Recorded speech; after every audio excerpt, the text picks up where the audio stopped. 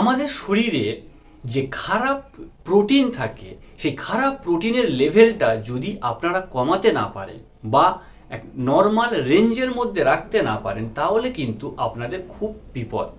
বিশেষ করে হার্টের প্রবলেম আসতে পারে, হার্ট অ্যাটাক, স্ট্রোক, এই সমস্ত রোগগুলো হতে পারে।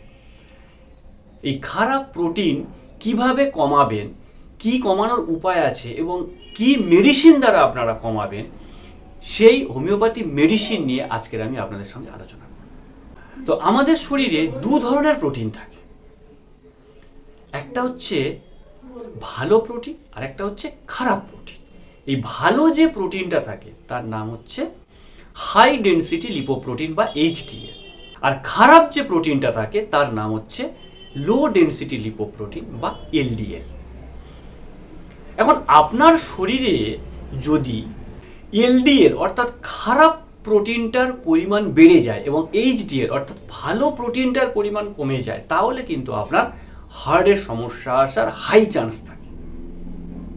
তাই সব সময় চেষ্টা করতে হবে কিভাবে বা কি উপায়ে আমরা ভালো প্রোটিন বা যেটা এইচডিএল বললাম এই এইচডিএলটাকে হাই রেখে খারাপ প্রোটিন মানে যেটাকে এলডিএল বললাম বা লো ডেনসিটি লিপোপ্রোটিন বললাম সেটাকে কিভাবে কমিয়ে রাখা যায়।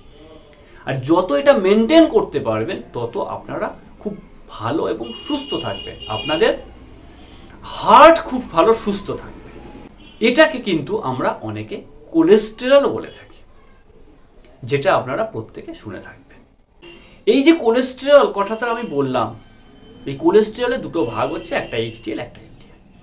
এখন প্রশ্ন হচ্ছে এটাই যে এই এলডিএল বা খারাপ যে প্রোটিনটা এর পরিমাণ যদি আমাদের শরীরে বেড়ে যায়, অর্থাৎ কোলেস্টেরলের পরিমাণ যদি আমাদের শরীরে বেড়ে যায় তাহলে আমাদের কি হয়? আলটিমেটলি বেড়ে গেলে শরীরে কোলেস্টেরল বেড়ে গেলে কেন প্রবলেম হয়, কি হয়? আমাদের শরীরের বিভিন্ন অঙ্গ প্রত্যঙ্গে ধমনীর মধ্য দিয়ে যে রক্ত সঞ্চালন হয় এই রক্ত সঞ্চালনে কিন্তু বাধা দেয় এই কোলেস্টেরল। কিভাবে বাধা দেয়?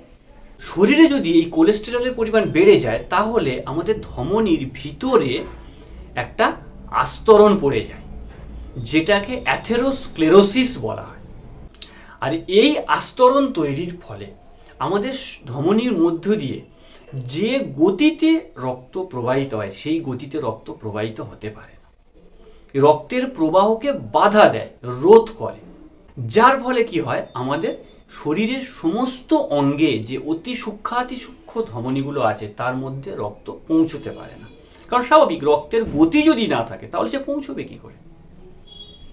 আর এই যে কন্ডিশনটা তৈরি হয়, এই কন্ডিশনটার ফলে কি হয় আমাদের শরীরে আর কি কি লক্ষণ প্রকাশ পায় এবং কোন কোন জায়গায়, শরীরের কোন কোন জায়গায় ধমনীগুলিতে এই কোলেস্টেরল বাড়লে রক্ত পৌঁছতে পারে না, সেগুলো এবার জেনে। এই কোলেস্টেরল বেড়ে যাওয়ার যে প্রবলেম, এই কোলেস্টেরল বেড়ে যাওয়ার প্রবলেমের কারণে আমাদের পায়ের যে ধমনীগুলো থাকে একেবারে শেষ প্রান্তের দিকে সেই অংশে কিন্তু রক্ত ঠিকঠাকভাবে পৌঁছতে পারে না। ফলে পায়ের সেই সমস্ত অংশে ব্যথা হয়, টান ধরে। আর এই সমস্যায় সব থেকে বেশি আক্রান্ত হয় যে স্থান সেটা হচ্ছে পায়ের পাতা, থাই, নিতম্ব, পায়ের পেশি, এই সমস্ত জায়গাগুলো কিন্তু সব থেকে বেশি আক্রান্ত হয়। এর সঙ্গে হাঁটতে গেলেও কিন্তু পায়ে পেশিতে ব্যথা অনুভব হয়। পায়ের যদি কোনো ক্ষত হয় সেই ক্ষতটা সারতে অনেক দেরি হয়, মানে অনেক সময় লেগে যায়। এছাড়া একটা লক্ষণ খুব বেশি প্রকাশ পায়, সেটা হচ্ছে আমাদের পায়ের দুটো পায়ের পাতার যখন লক্ষ্য করবেন এইরকম যদি আপনার সমস্যা থাকে বা কোলেস্টেরল যদি হাই থাকে সেক্ষেত্রে আপনি বুঝতে পারবেন একটা পায়ের পাতার তুলনায় অন্য আরেকটা পায়ের পাতার যে উষ্ণতা বা গরম ভাব সেটার পরিবর্তন হচ্ছে। কোনো একটা পায়ের পাতাতে বেশি আছে, কোনো একটা পায়ের পাতাতে কম। এই লক্ষণটা কিন্তু কোলেস্টেরল বেড়ে যাওয়ার কারণে হয়। কিন্তু একটা ভুল যেটা আমরা প্রত্যেকে কম বেশি করে থাকি সেটা হচ্ছে এই ধরনের সমস্যাগুলো যখন হয় তখন আমরা ভেবে নিই কি বলুন তো, যে এটা পায়ের কোনো সমস্যা হতে পারে। কিন্তু না, এটা যে কোলেস্টেরলের সমস্যা হতে পারে এটা কিন্তু আমরা ভাবি না। আর তাই আজকের থেকে এই লক্ষণগুলো যদি আপনাদের মধ্যে প্রকাশ পায় তাহলে আপনারা ভাবতে থাকুন বা ভাবতে শুরু করুন যে আমার কোলেস্টেরলটা হাই হয়ে যায়নি তো। তাই সেটাকে কমানোর এবার মেডিসিনগুলো জেনে নিন। আপনি হয়তো রিপোর্ট করলেন রিপোর্ট করে দেখলেন যে আপনার কোলেস্টেরল হাই, কোনো ডাক্তারবাবু বললো আপনার কোলেস্টেরল হাই, তাহলে সেই হাই কোলেস্টেরলকে লো করানোর ক্ষেত্রে আপনি কোন কোন হোমিওপ্যাথি মেডিসিন ব্যবহার করতে পারবেন সেগুলি সম্পর্কে এবার একটু জেনে নিন, এবং সেগুলি আপনার মধ্যে কীরকম লক্ষণ সহ কোলেস্টেরল বৃদ্ধি পাবে, মানে কোলেস্টেরল বৃদ্ধির কারণে আপনার মধ্যে কী কী লক্ষণ প্রকাশ পাবে সেগুলো অনুযায়ী একটার পর একটা মেডিসিন আমি বলে যাব। তাই মেডিসিনগুলো ভালো করে শুনুন এবং ভিডিওটা শেষ পর্যন্ত দেখুন। চলুন মেডিসিনগুলো এবারে জেনে নিন কোন কোন মেডিসিন ব্যবহার করতে পারবেন আপনারা এই রকম সমস্যা থাকলে। প্রথম যে হোমিওপ্যাথি মেডিসিনটির কথা বলবো সেটা হচ্ছে ব্রায়োটা মিউরিয়েটিকাম।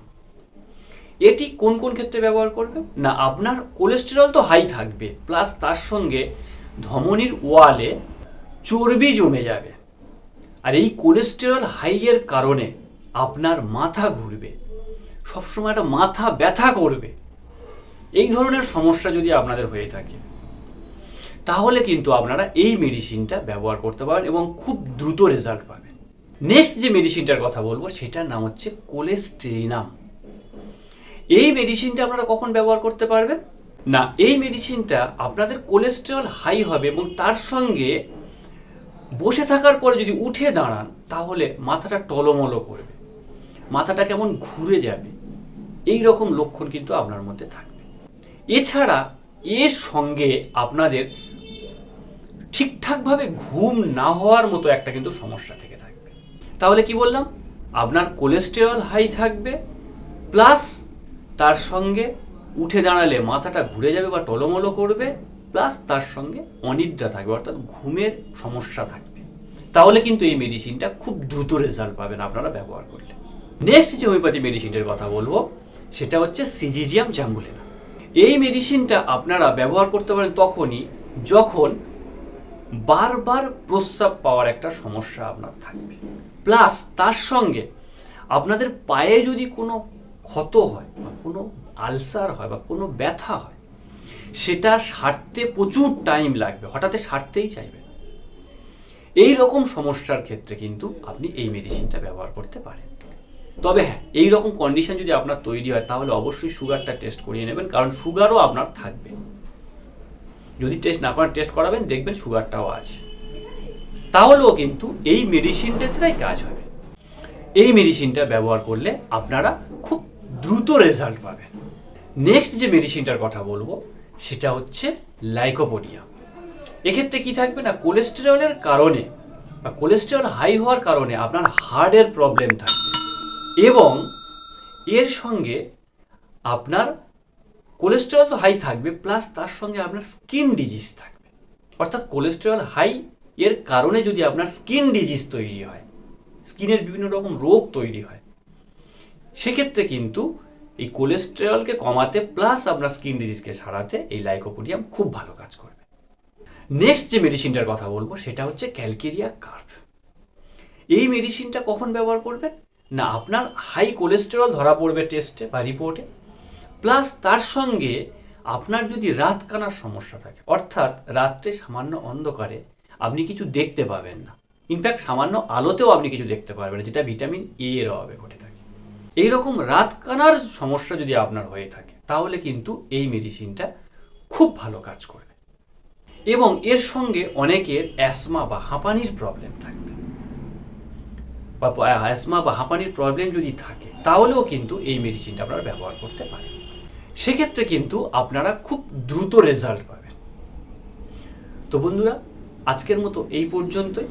এছাড়া আরও অনেক মেডিসিন আছে যেগুলো কোলেস্টেরলকে কমাতে খুব ভালো কাজ করে, কিন্তু একটা ভিডিওতে যদি সবগুলো বলি তাহলে ভিডিও অনেক লেন্দি হয়ে যাবে, আপনাদের শুনতে বোরিং ফিল করবেন আপনারা। তাই আবার অন্য কোনো নেক্সট ভিডিওতে অন্য মেডিসিন নিয়ে আলোচনা করব। তো আজকের মতো ভিডিওটা এই পর্যন্ত। যদি ভালো লেগে থাকে তাহলে অবশ্যই চ্যানেলটা সাবস্ক্রাইব করবেন, লাইক করবেন, কমেন্ট করবেন। তবে এই যে মেডিসিনগুলো আমি বলছি, এই মেডিসিনগুলো কিন্তু আপনারা নিজেরা ব্যবহার করতে যাবেন না। ব্যবহার করার আগে অবশ্যই আপনাদের নিকটবর্তী ডাক্তারবাবুর সঙ্গে কনসাল্ট করতে পারেন, অথবা আপনারা সরাসরি স্ক্রিনে এই যে নাম্বারটা যাচ্ছে এই নাম্বারটা থেকে আপনারা ডিরেক্ট আমার সঙ্গে কনসাল্ট করতে পারেন এবং তারপরে ব্যবহার করবেন। কারণ বয়স অনুযায়ী ওষুধের পোটেন্সি বা পাওয়ার চেঞ্জ হয়, খাওয়ার নিয়মও চেঞ্জ হয়। তাই ওষুধগুলো হঠাৎ আপনারা নিজে নিজে ব্যবহার করতে যাবেন।